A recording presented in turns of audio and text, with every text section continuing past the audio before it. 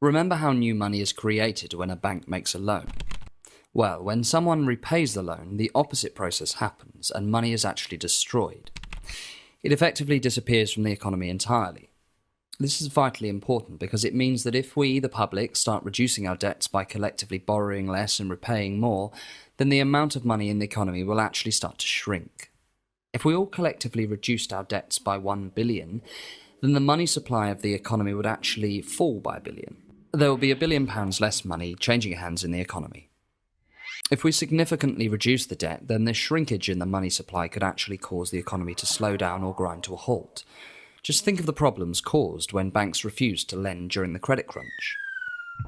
So, although we all think it's a good idea to get out of debt, and most of us are trying to get out of debt, as long as we keep the current system, it will be impossible to reduce our collective debt without slowing down and potentially destroying the economy.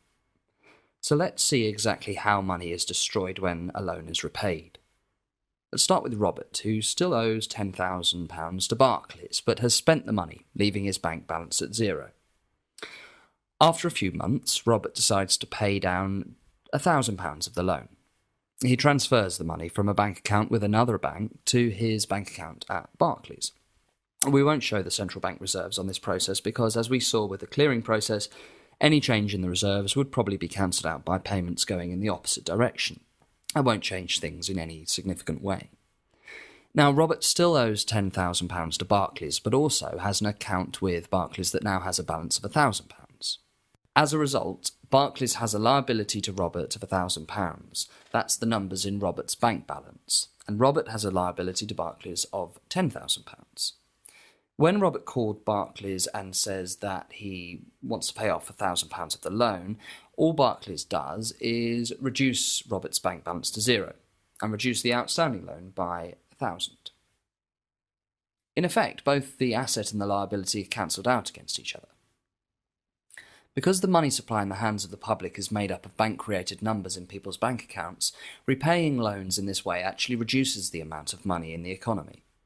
Money, the type of money that the public use, has been destroyed in the act of repaying the loan. Of course, now that Robert's loan has been partly repaid, Barclays might go hunting for another lending opportunity and make a new loan to replace this, in which case new money will be created and the money supply will grow again. But if banks are scared to lend, for example, following a major financial crisis, and the public are trying to reduce their debts, then the money supply of the economy will shrink. Here it is in the simplest form.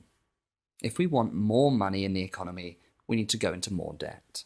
And if we want less debt in the economy, we have to have less money.